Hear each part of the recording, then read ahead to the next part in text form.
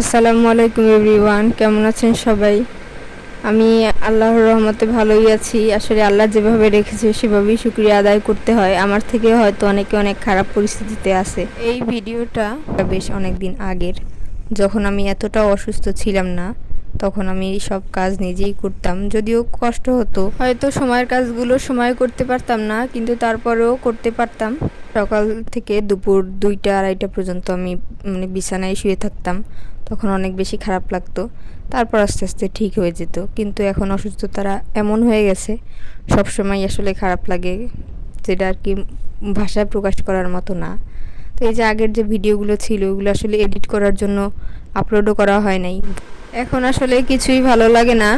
ফোনের আগের ভিডিও বা ছবিগুলো যখন দেখি, তখন শুধু ভাবি যে আমি আগে কত চঞ্চল ছিলাম, সব কাজগুলো খুব পরিপাটিভাবে করতাম।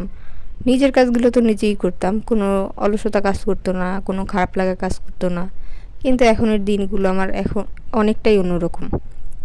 যদি এখন আম্মু আছে বাসায়, আম্মু আসছে গ্রাম থেকে আমার জন্য, আম্মুই এখন সব করে, তাই হয়তো কিছুই করতে হয় না। তবুও এখন কিছুই ভালো লাগে না।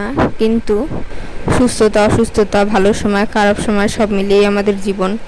জীবন পাড়ি দিতে অনেক কিছুরই মুখোমুখি হতে হয়।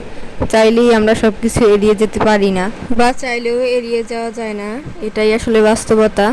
সব কিছুরই শেষ আছে, আমার কষ্টগুলো একদিন শেষ হবে, এই অপেক্ষায় আসলে থাকা, এটাই জীবন।